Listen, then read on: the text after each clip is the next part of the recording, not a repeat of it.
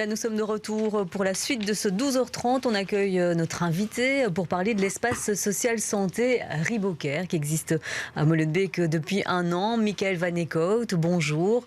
Vous êtes un des partenaires de Riboker et vous faites partie du Centre d'action sociale globale Solidarité Savoir. On expliquera un petit peu ce que fait cette association dans le cadre de Riboker.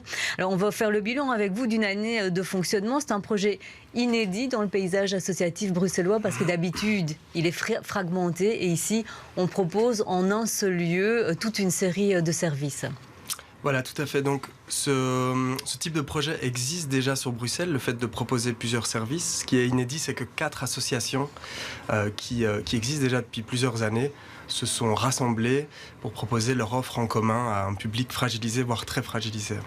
Alors, avant de poursuivre notre conversation, je propose de montrer ce reportage qui a été réalisé sur place vendredi par Camille Tanquin et Béatrice Broutou.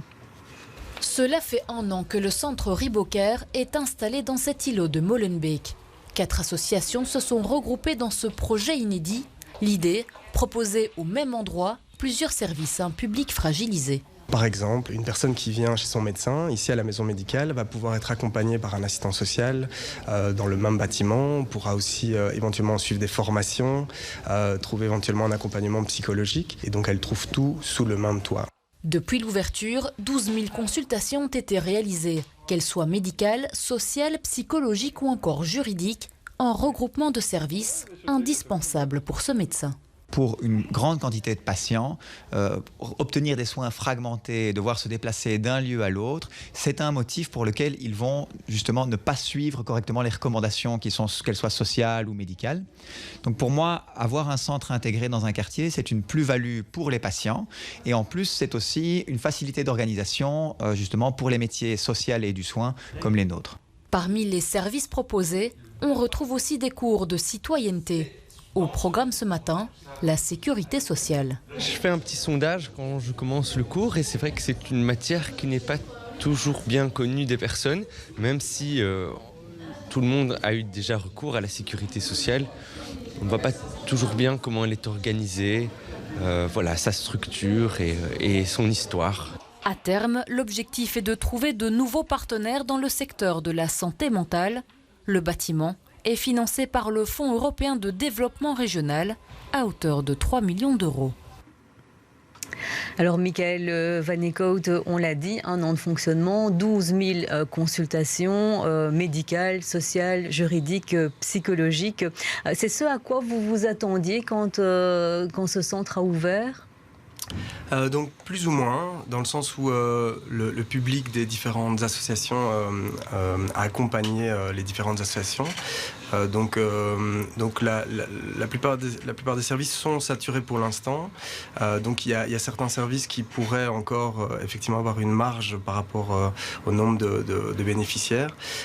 Mais effectivement, c'est déjà plus ou moins ce que chaque association faisait précédemment, sauf que maintenant, évidemment, tout ça est additionné. Et qui sont les personnes qui sont les bénéficiaires? Quel profil doivent-ils avoir pour y avoir droit? Donc les 4 associations ont des publics assez différents. Donc de manière générale, c'est des publics assez fragilisés, voire très fragilisés. On essaye de toucher un maximum, un public assez large au maximum.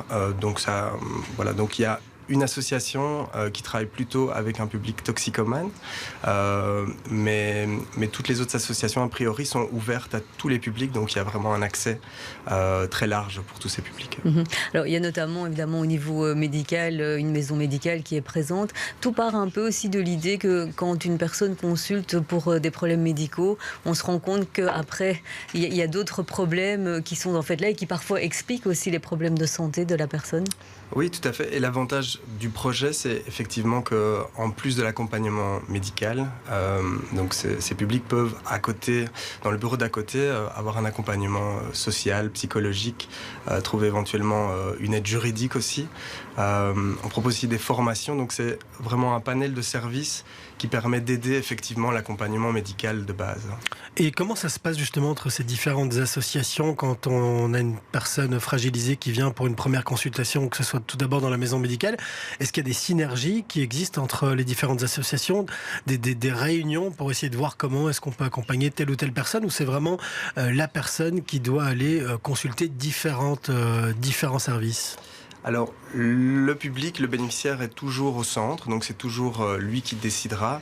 Mais effectivement, le but, c'est que tous les praticiens, tous les travailleurs sociaux, psychomédico-sociaux, puissent à un moment faire bénéficier d'un accompagnement global et général. Donc effectivement, ça nécessite parfois des réunions ou des moments, en tout cas, pour coordonner les différents soins. Alors parlons un petit peu de l'association pour laquelle vous travaillez, qui est le Centre d'action sociale globale Solidarité Savoir. Donc c'est surtout un accompagnement social que vous proposez, mais aussi par exemple des formations à la citoyenneté. On le voit un petit peu dans le reportage. Expliquez-nous un petit peu en quoi ça consiste. Oui, du coup, ces formations sont reconnues dans le cadre d'un programme de cohésion sociale. Et donc on permet et on offre la possibilité aux personnes de bénéficier de cours d'intégration qui par la suite vont pouvoir leur permettre notamment de faire des démarches pour demander la nationalité. Et donc c'est une bonne opportunité pour ce public d'apprendre et de découvrir toute une série de thématiques. Alors c'est 55 travailleurs et travailleuses qui permettent le fonctionnement quotidien de cette maison. Voilà, en équivalent temps plein, c'est un peu moins, mais effectivement, les 4 associations, ça fait plus ou moins ça. Oui. Alors, j'ai eu l'occasion de lire notamment le témoignage d'une personne bénéficiaire qui s'appelle Fatima. Et quand elle parle de ces personnes qui la reçoivent, elle les appelle par leur prénom. On sent qu'il y a vraiment un lien qui s'est créé entre les travailleurs et les bénéficiaires. Oui, effectivement. Oui. Donc c'est évidemment le but d'essayer de travailler sur la confiance, sur le lien, pour pouvoir travailler au mieux avec ce type de public. Il est prévu de créer d'autres genres de centres, d'autres centres de ce genre, ailleurs, dans d'autres quartiers de Bruxelles? Alors pour le moment, il y a un projet en cours à Anderlecht, dans le quartier des Goujons, du côté de Kuregem. Et donc l'année prochaine, normalement, un nouveau bâtiment va voir le jour avec un centre un peu identique. Et ces derniers temps, vous avez senti avec la crise dont on parle, notamment la crise de l'énergie, qu'il y a plus de personnes qui sont en demande de ce genre d'aide, de ce genre de service? Oui, au niveau social, donc nous, on est assez sollicités, notamment sur ce type de problématiques. Et du coup, on travaille en collaboration avec les CPAS et d'autres cellules dans notre réseau. Ouais, et donc les CPS envoient des personnes en consultation chez vous? Oui, et nous, on les renvoie généralement pour qu'elles puissent bénéficier d'aide financière notamment. Ouais.